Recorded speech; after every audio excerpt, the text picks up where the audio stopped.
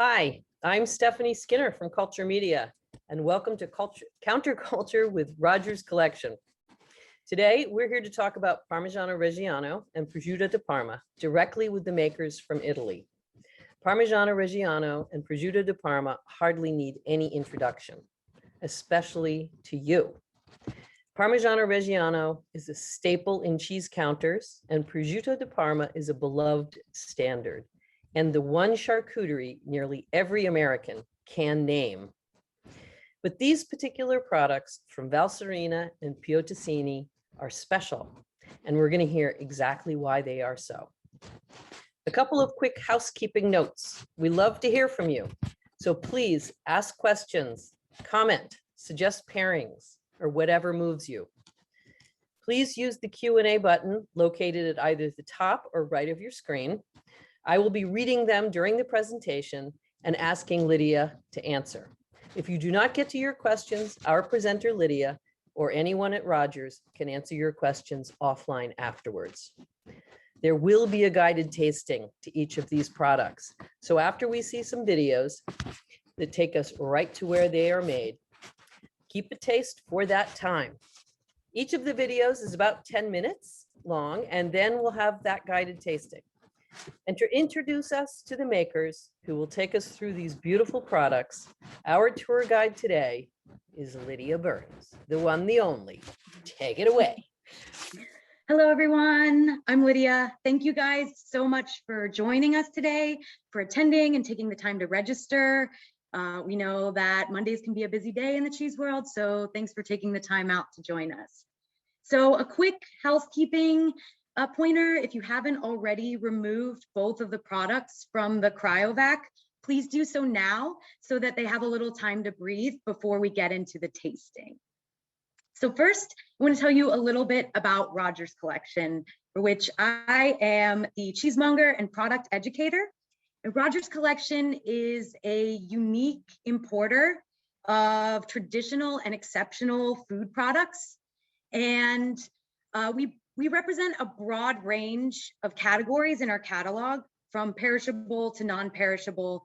But something that I have noticed that is really the through line through all of our products and producers is a unique approach and attentiveness to these ideas or these pursuits of quality and terroir. I think sometimes we throw around this term terroir and quality in food, and we think of it as something that's passive, that just happens, especially terroir. You think maybe if a product is made in a particular region, like these PDO products we explore today, that they automatically sort of embody and represent the land that they come from. But in talking to each of our producers, it's become incredibly apparent to me that terroir is really a philosophical commitment, as well as quality. These are something that a lot of time and attention has to be dedicated to in order to create a product that's truly evocative of a particular place.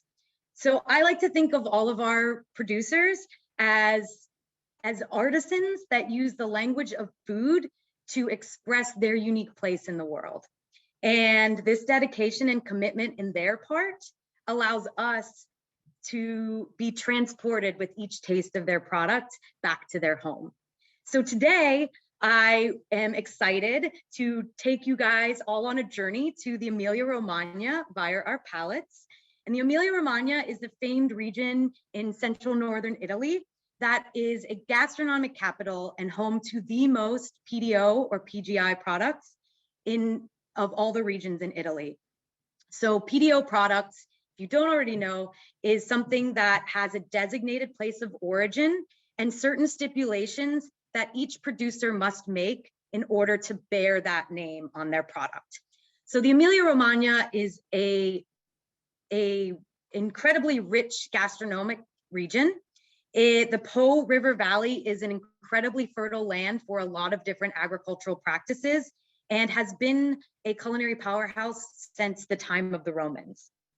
We probably are most familiar with what we consider the cash crops of the Emilia-Romagna, which we'll go a little bit deeper with today, looking at Prosciutto di Parma and Parmigiano-Reggiano.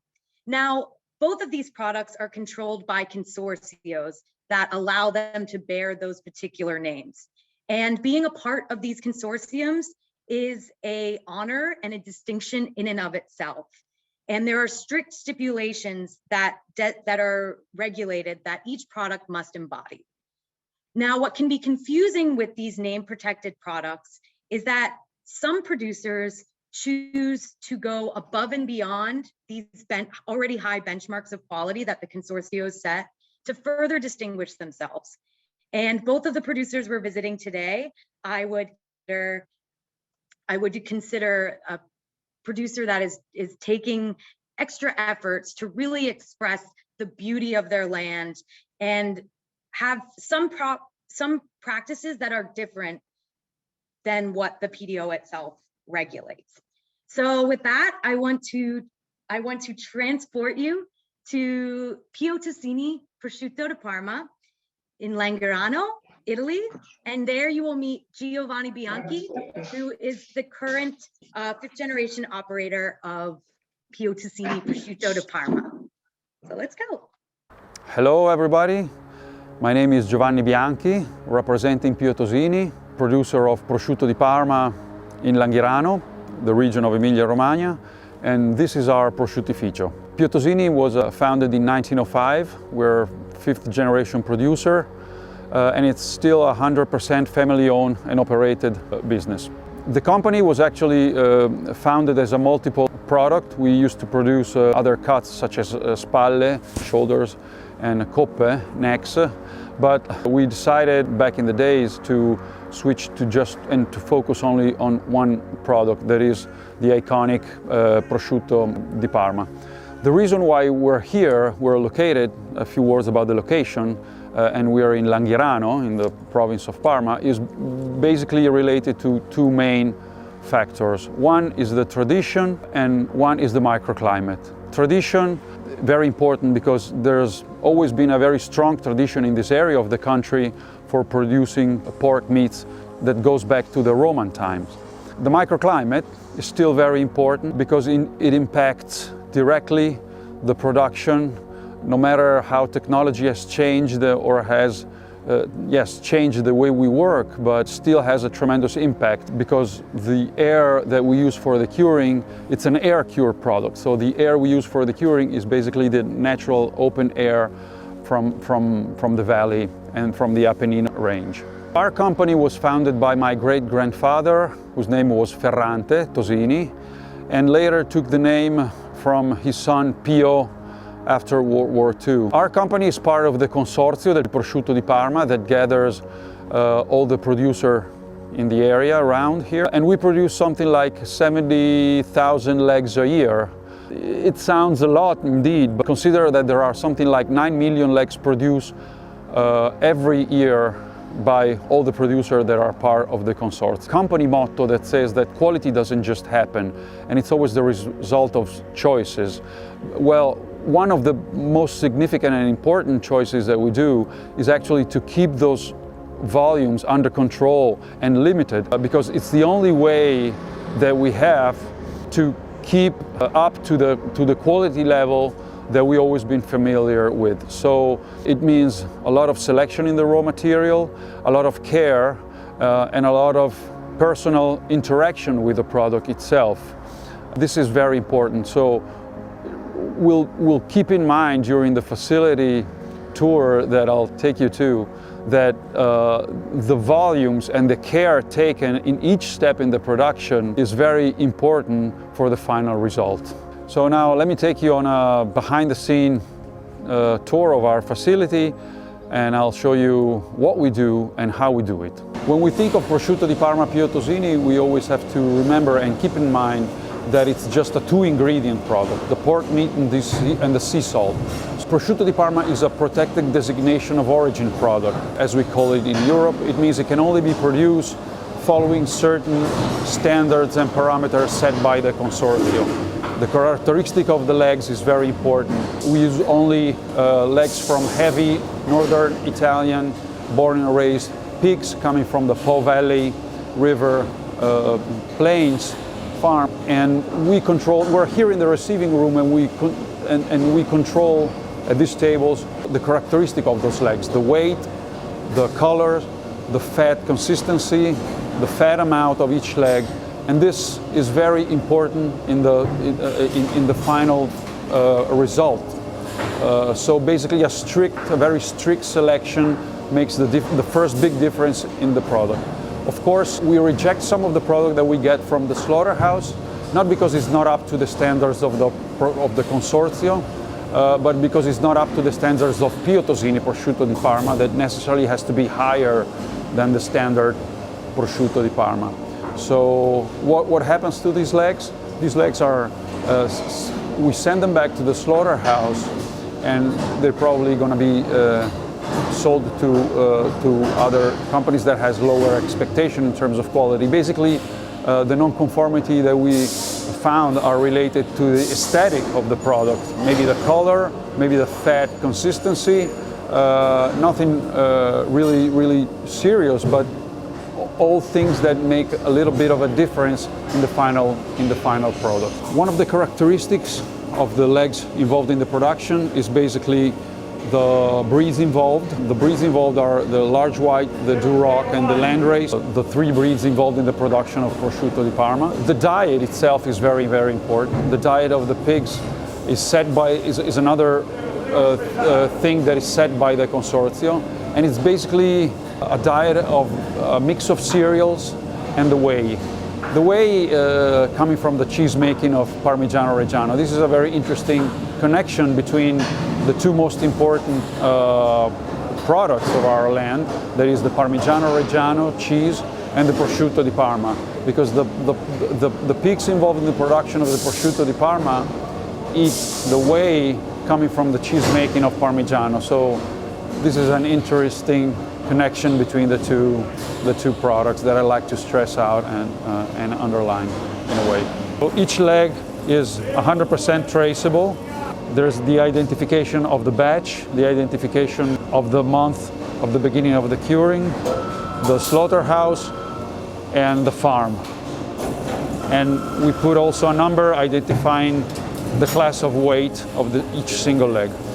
Technology through the years changed a lot the way we produce and impacted the whole production process, but still the key step in the process maintained a very strong artisanal feeling, and the salting in particular is still done by hand. The technique used is actually hand rubbing with dry sea salt. It is a very, very important step in the whole process because it's really only the human skills and experience that knows exactly, according to the size of the leg, to the shape of the leg, how much salt to add and put on each single leg.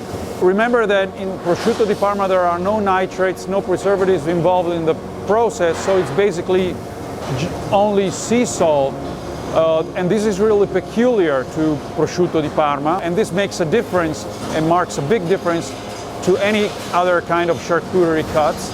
So when we say that Prosciutto Pio Tosini and Prosciutto di Parma is an all-natural product, we really mean it, just pork meat and sea salt. So the salt used is coarse sea salt coming from the southern regions of Italy, mainly from Sicily and Puglia. And the diameter of the grain is very important because by the end of the salting period, where the ham stays and rests in the chillers, it has to be almost completely melted. The salting operation is done twice in the whole life of the prosciutto.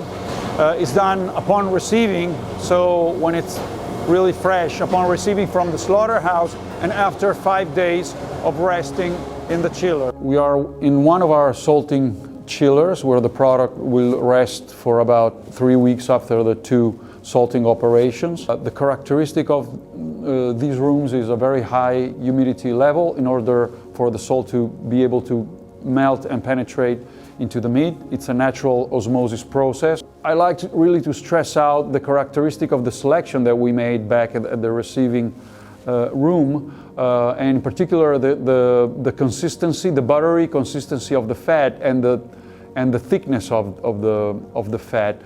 That thickness is significant and allows the salt to penetrate more even and gradual through the whole leg. So we're now here in our main curing room that is actually the most authentic and original section of the whole facility. The building has incredible characteristic.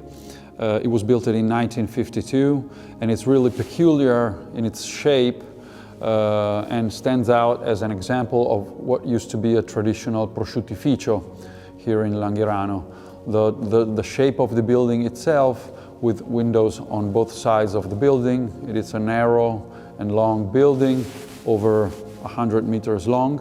It has windows on both sides in order to better get the airflow from the valley. We have the Apennino mountain range on that side and the Po River Valley plains on this. It's a perfect microclimate where yeasts develop through the years and give a really distinctive fragrance to the product. And the only operation that is done on the product is actually to protect and cover with the sugna mixed with the rust flour and salt and pepper to cover and protect the exposed muscle of the leg.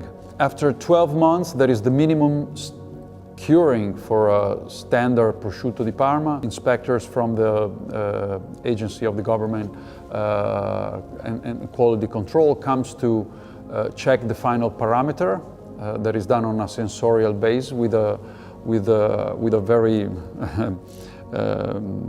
simple instrument and tool that is the needle. It's made out of a horse bone. It's a very porous material that holds the odors very well, and this gives a direct feedback of what's going on inside the leg. So I want to thank you for giving us the opportunity to show you what we do. It is very important for family-run business like ours to share with you the little secret behind a product that it's still very simple and artisanal. Because it's only when you get to know it from close and from behind the scenes that you have the possibility to share it and to understand it from close with your customers and to appreciate it the way it's supposed to. If you ever have a chance to travel through Italy to come visit us, of course, this is a COVID time, so it's not that easy, but keep that in mind, and in case you'll be welcome. So from Giovanni Bianchi and from everyone here at Piotosini, thank you again and bye-bye.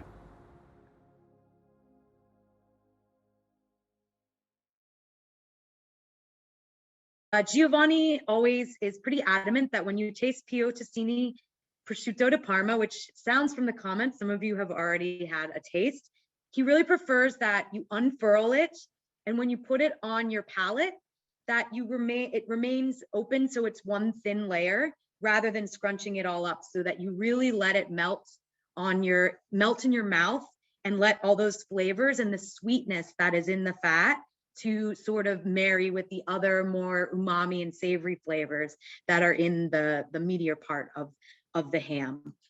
So one of the things you might have noticed from the video is that Piotosini puts a huge emphasis on the selection of raw materials. So part of this means that the hams themselves are larger than the consorzio requires, and that additionally, they do all the trimming and deboning in-house. And when they do this, they pre-trim the legs so that us as mongers, when we get the products here, that there is a maximum yield in that leg. As soon as you put it on the slicer, you might only need to make a couple slices before you have a nice full usable slice. So that's something I appreciate. Spending many years having to start many hams on the slicer was always a point of frustration, and something I've always recognized and appreciated about Piotosini. There's also additionally 2 formats of this product. The slices that you got today were made out of the legato. So this is how boneless hams are presented in Italy. It's the traditional leg sort of deboned and rolled up. So there's a smaller diameter of slice. And this allows for food service and places that might have smaller than typical size slicers to use the product. And then there's additionally the traditional leg, deboned leg that we're familiar with here in the States, which is called the Prosciutto. So both formats are available, and the weights of both of these are the same regardless of which format you choose. So because they are selecting larger hams, this means that Pio has chosen to age their product longer than the PDO designates. So the minimum cure on Pio Ticini Prosciutto di Parma is 20 months. So this allows for a really nice, even texture, sort of a silkiness on the palate and in the ham itself. And something that I also find makes it easier to work with on the slicer. Some younger hams can be a little gummy and it can be difficult to slice it super thin. But because of that extended aging, I find you can always get a really nice thin slice of the Pio Ticini. So traditionally, in Italy, these cold cuts are often served along in the Parma region with a fried bread called gnocco fritto. And a lot of times it's fried in the lard, so you sort of get that symbiosis of flavors. But the idea is that they're always served separately, and prosciutto di Parma is always served on large platters. And this is because it's meant to be a refined product. They use less salt. So you're supposed to be able to eat a lot of it. Whereas sometimes some of the hams of Spain, jamón serrano, can have sort of an intense saltiness and gaminess. And so it's, you know, it maybe is something that you eat in smaller quantities, but prosciutto flows freely and you're encouraged to eat lots of it. And we actually have Giovanni Bianchi with us right now. So I would like to introduce him if he is ready. So, and he might be able to answer any questions you would have about the prosciutto di Parma from Pio Ticini.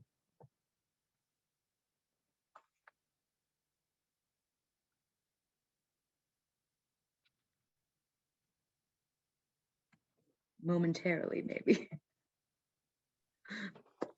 We should also tell all of you that due to daylight savings time, we Giovanni and Antonietta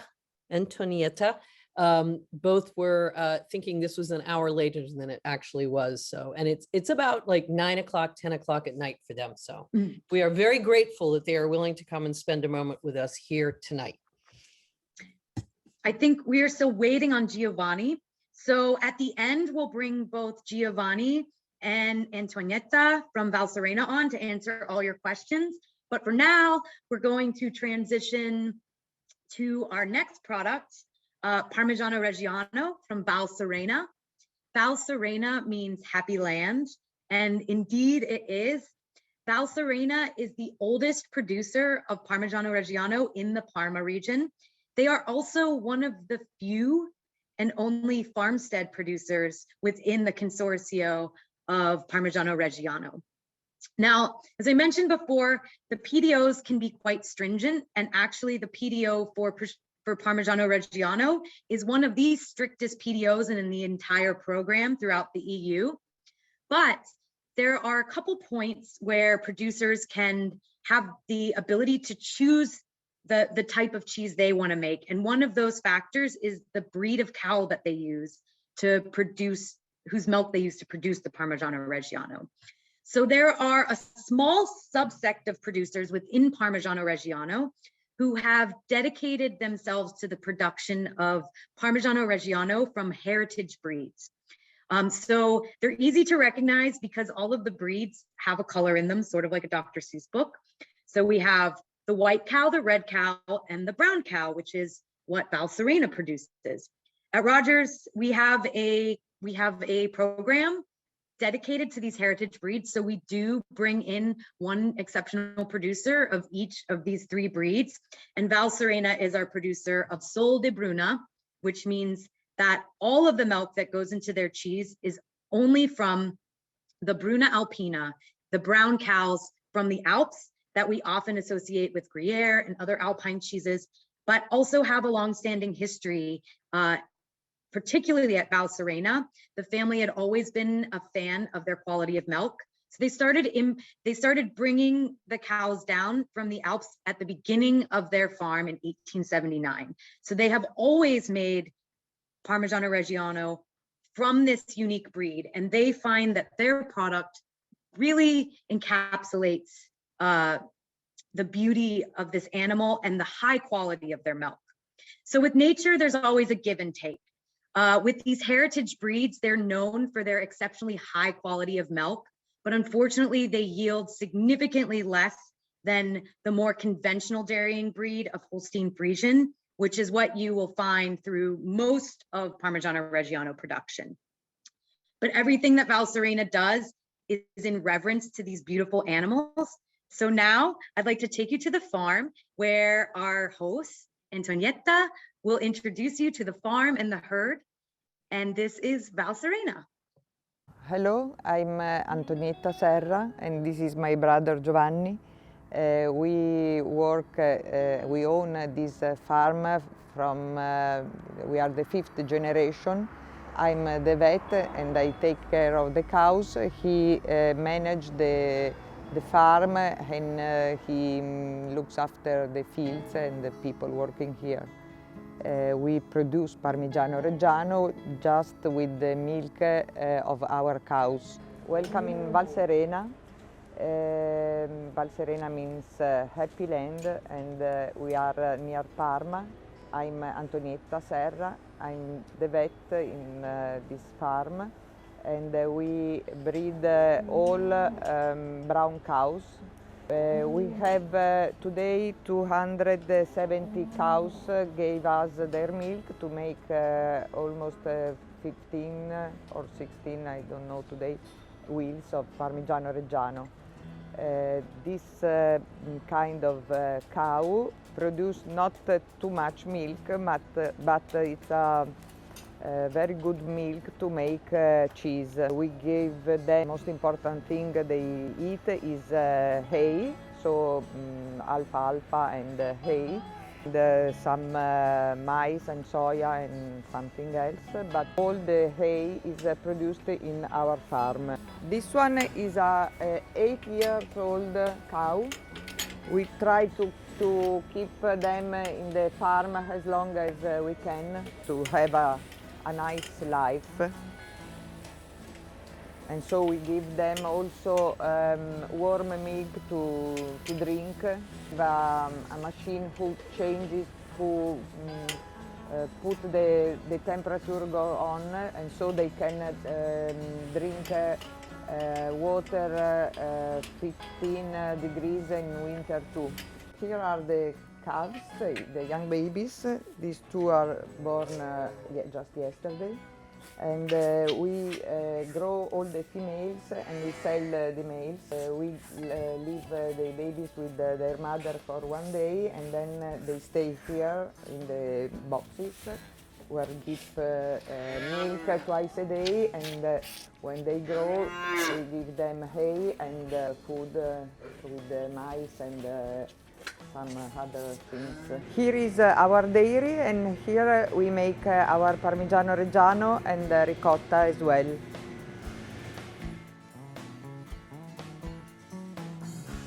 So these are the 2 wheels of Parmigiano-Reggiano, and this is a serum that remains from working of this cheese. We used to give it to pigs because it's very rich in proteins and lactose too, and so it's very good for nutrition of pigs. We use a few of these to make ricotta. Here they are making ricotta. Ricotta means ricotta cooked once more. We use a serum that is what remains from making of Parmigiano-Reggiano to give it to pigs. But we use also a few of this serum to make ricotta. These are the wheels made yesterday, and they have our brand pressed. We do this with special discs that with the weight of the cheese press the name Val Serena and Solo di Bruna, that means made just with the brown cows. This Solo di Bruna is a consortium. All the breeders who have brown cows can make cheese, many kinds of cheese, with their milk. and call it Solo di Bruna. This is a case in plaque, which is a number that Consortium of Parmigiano-Reggiano give us, and so we can see all the wheels made all around the year. These are quite big wheels that are 45-46 kilos. We do quite big wheels because are beautiful to see and because they can age better. After today, this afternoon, these wheels will be put into salt, where they will stay about 23 days.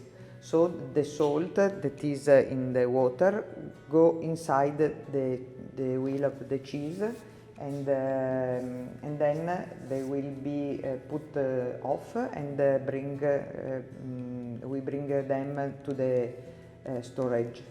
This is the storage where the wheels come after they stayed in the salt, and they stay here for 1 year, and every week they are turned up and brushed, so cleaned. And after 1 year comes the expertise from Consorzio Parmigiano-Reggiano comes, and here if each wheel is okay, so he does like this, tick, tick, tick, tick. And here if there's something wrong inside. If the wheel is okay, he puts a 5 stamp here, and so just in this time we can call it Parmigiano-Reggiano. After we keep the wheels for a longer time, at least until 24 months, but we can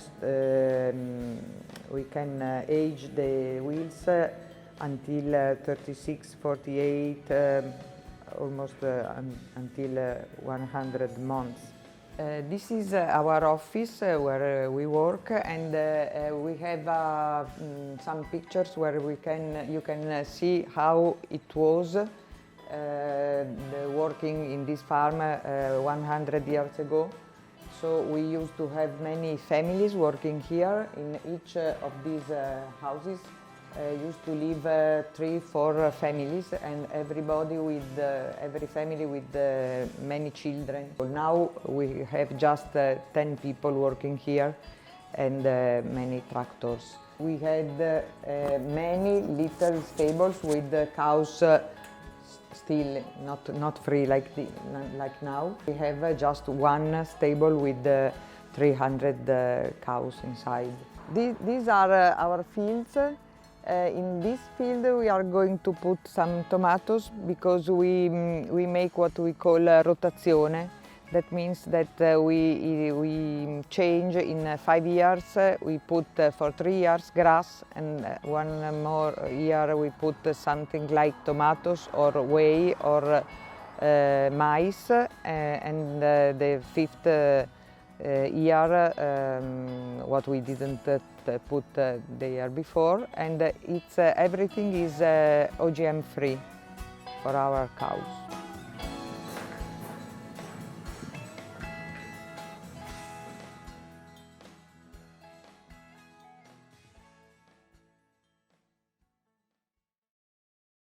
So as you saw that what you could see of the video, they take a lot of care for their animals. They're very passionate about the brown cows, which, by the way, all of these ancient breeds have their own consortiums, in addition to the larger Parmigiano-Reggiano consortium. And so Val Serena is one of a handful of producers that is in the Sol di Bruna consortium. So you'll also see that label on the cheese as well. And they are particularly passionate about this animal. They make sure, she said, they use no GMO. All of the feed the animals is eating is grown on the farm, and they take great care to rotate the crops so that the land stays fertile in order to grow hay and grasses for the cows to feed on. Because in turn, they find that this flavor is really encapsulated in the cheese itself. So the first thing I always note before I even taste Val Serena, I know it's Val Serena from the aroma, because it just has this beautiful floral, fruity aroma. It's almost more like a perfume. It's something I want to smell like, maybe not everyone, but it's just so distinct to this cheese. And that's the first indication, it sort of gets your mouth salivating. But then when you taste the cheese itself, beyond that really bright and vibrant flavor, I find that what distinguishes it is really the texture. There's this, there's a give to it and a suppleness to the paste that we often don't find in Parmigiano-Reggiano, especially after it's been cut. And part of the reason for that, I think, is the quality of the brown cow milk itself. But additionally, some of the decisions that Val Serena makes in producing their cheese. So the first thing that they do is that they do not skim the milk as much as a lot of producers of Parmigiano-Reggiano. So there's a higher fat content, which again sort of leads to this more unctuous texture. Additionally, they craft the wheels slightly larger than the traditional format. So they, after curing, can be anywhere from 88 to 90 pounds. So anywhere from 8 to 10 pounds larger than a traditional wheel. Because of this larger format, they find that the ideal age for Val Serena is 24 months. So that's twice the consortio requirement of 12 years. And that is the minimum profile that they release of Val Serena. So considering that this is even more aged than most traditional Parmigiano-Reggiano, the fact that the texture is so delicate is really incredible. And another choice they make that results in this as well is that they try to use as minimal salt as possible. Salt is one of the 4 ingredients in the cheese, so of course there is salt present, but they're really mindful that they want the quality of the milk and the sweetness to shine through. So they really are restrained in their use of salt. As I mentioned before, they are farmstead producers. So the great thing is they have complete control over the entire cycle, and all of these decisions they make, whether it's a farming decision of what crops to grow or how to graze the cows, all of these choices they make with the end product and the taste of the cheese itself in mind. Just a little bit of my preferred use of this cheese is not the typical Parmigiano-Reggiano. To me, Val Serena is a table cheese. This is a cheese that I proudly will put on a cheese board and serve to people alone in and of itself. But that being said, Parmigiano-Reggiano is super versatile and a great pairing cheese, and can also be used to finish dishes or in conjunction with some of the other regions' projects, such as the Piottesini Prosciutto de Parma or a classic balsamic vinegar of Modena. So, there's limitless uses for this cheese, but I also think you shouldn't be afraid to serve this as a table cheese, as a cheese plate cheese, because it's really delicious and special. And lastly, just sort of for your knowledge, the Val Serena is cut on site, and we import several formats of this cheese, the full wheels, of course, but then additionally, we have 1/8 wheels, and then we have 1 kilogram cuts, as well as 300 gram retail cuts, all like beautifully packaged. Val Serena, as you might have seen on your label, they have this beautiful sort of packaging and paper that's all dedicated to their cows. This is a gift box. We have these available for the 1 kilogram cuts if you're ever interested in anything like that. But yeah, hey Lydia, sorry, yeah, this is Steph. Quick question. While you're talking about cutting, we have a question from Terrence. Sure. He'd like to know if this Parmigiano-Reggiano should be cut with a wire when packaging in store or cracked. And I think you have to start with a crack, right? That's basically. Yeah, unless you bought a cut. If you bought a cut, you could cut it all with wire, of course. If say you chose an 1/8, maybe you're a smaller shop, the wheel is too much to move through. But if you're buying a wheel, you're gonna always have to do that initial crack. You don't have to use this the special Parm keys and knives, but they'll make your life a lot easier if you do.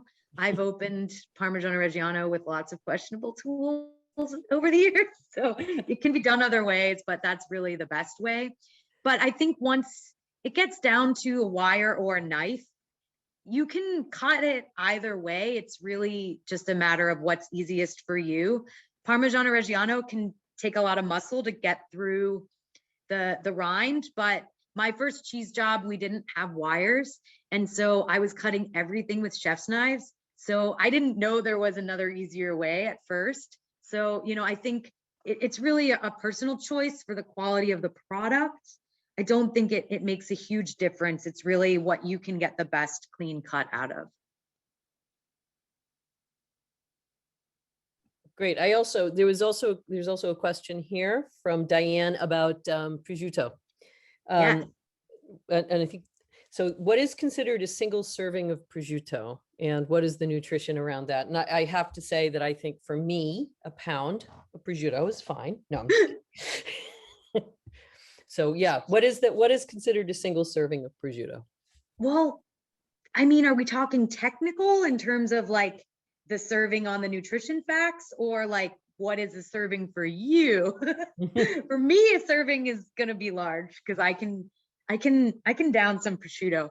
But I think if it's talking, I don't know, I don't want to misquote the nutritional facts, so I don't know them off the top of my mind. But that is definitely information we can get for you. I think we have some information on our website. In terms of the actual serving, I think I think a lot of that is dictated by usually some sort of common measure, because nutritional servings versus what is the serving someone would eat are often two different things. That makes sense. Right. Okay. So I'm wondering, we do actually have, it looks like we do have Giovanni and Antonietta here. It looks like they are on. I don't know if you want to, I can see if Bill can bring them in. They want to, if they want to, oh, looks like so. Yep, here we go. Yay. Hello. Hello. Hi, Lydia. So if anybody has questions for the prosciutto maestro himself, he is here. Feel free. I tried to reply on the chat about the serving size, but I'm available in case. So what's your take on what is an appropriate serving size for prosciutto? We have to think that prosciutto is not Spanish ham, so it's not supposed to be eaten in very small portions like tapas. So the serving size is definitely bigger. It allows for 80 up to 100 grams serving size. This is typical here in Italy. So 80 grams would be the perfect small meal size, and roughly is around in terms of nutrition is roughly, I guess, 250 calories. That is the serving size of roughly a portion. Okay. Okay, let's see if we have anybody else.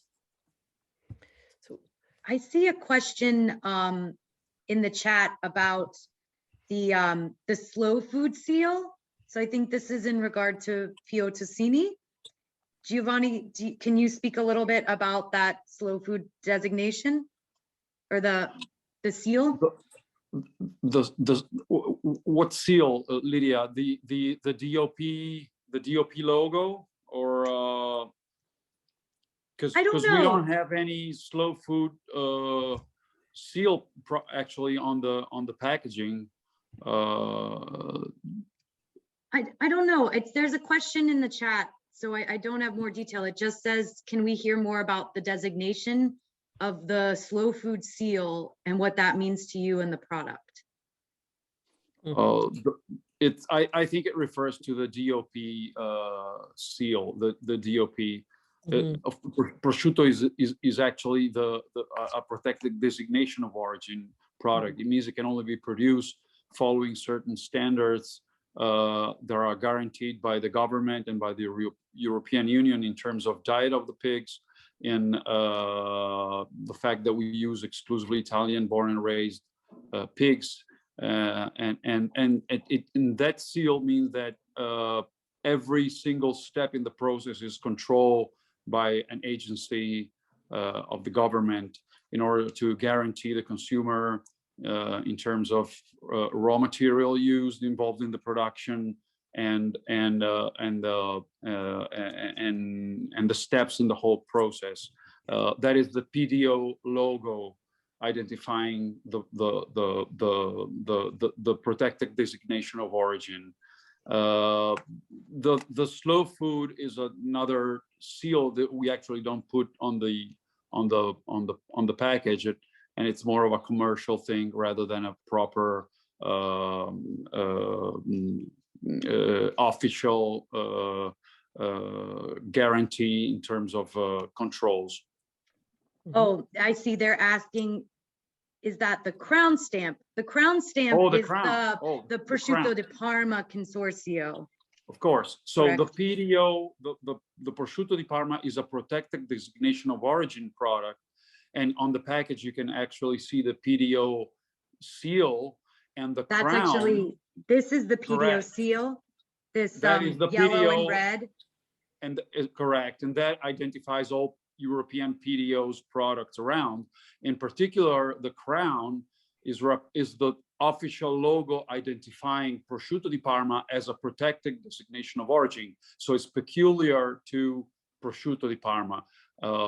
So you can both find the PDO logo on both Val Serena cheese and Prosciutto Piotosini, but you can also but you can exclusively find the crown identifying our product, the prosciutto, because the crown identifies the prosciutto itself. The crown, it is similar to the final fire brand they give the Parmigiano-Reggiano. It's just proprietary to prosciutto. But then additionally, since we're on the topic, I don't know if you guys saw in the video, because Val Serena is part of two consortios, you have the prosciutto or the Parmigiano-Reggiano fire brand designated it as that PDO product. But additionally, on the top of the wheel, you'll see the name Val Serena embedded, as well as the head of the brown cow. And this is the mark of the Sol di Bruna Consorzio. So only cheeses made from the brown cow will have these special marks on the top, and then the name of the producer themselves, which is an additional distinction beyond the already honored distinction of the Parmigiano-Reggiano name on the side and the fire brand that is the seal that says this is Parmigiano-Reggiano. That makes sense. Correct. Correct. Absolutely. Do we have any more questions, comments? Anyone have thoughts about the products they'd like to share? Excuse me, I have a question. This is a question for Antonietta. Is the yield of ground Swiss increased by being raised in the climate of Italy versus Switzerland? So I think this is a very technical question regarding the cows. Okay, now the origin is in Switzerland, but they are all grown in Parma, in Val Serena. My grandfather used to go to Switzerland and buy some bulls, and he brought them to Gainago, where we have the farm. But now we use artificial insemination, and so all the bulls, all the calves are born in Val Serena, and we grow up them here.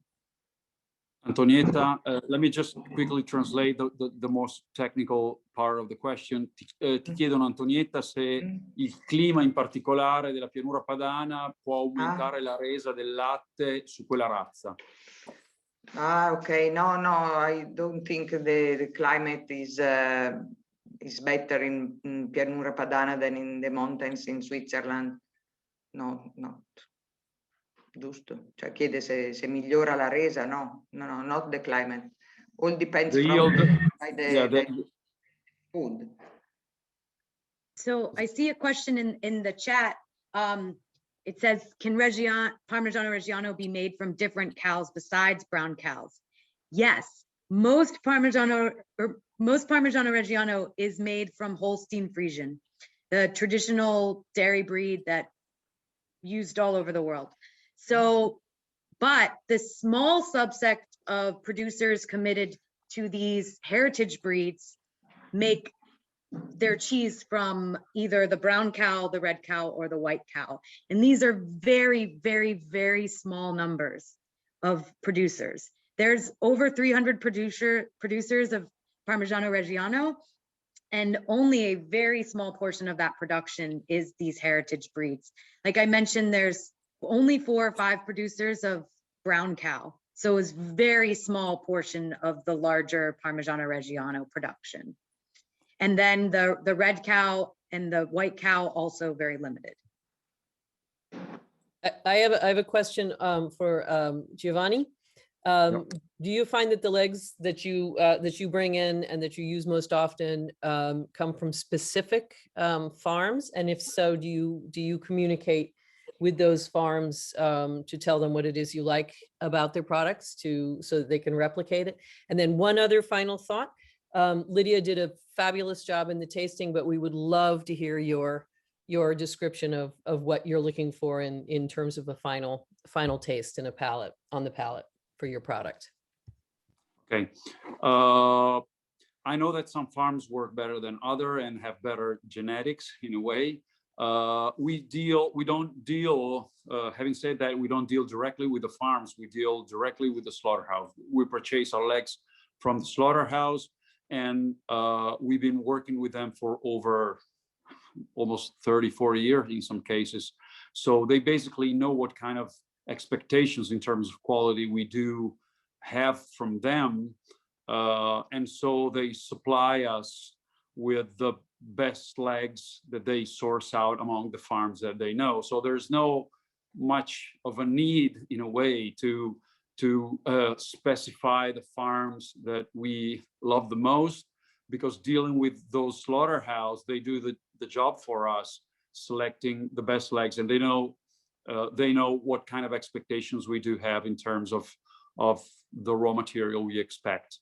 Prosciutto di Parma is a very simple product, and that has to always to be kept in mind also from a flavor profile. It's very different from the Spanish hams. Lydia went quickly through this before, and it's basically, it's all a subtle balance of very mild and delicate flavor. So what I'm looking for in a prosciutto di Parma is basically the little saltiness and the mildness of the flavor and the subtle balance of flavors. I don't want to find aggressive or particularly intensity in the flavor, but that gentle mildness is peculiar to the product. Also, the color is definitely lighter than, again, sometimes the Spanish ham. It doesn't have to be not naturally pink.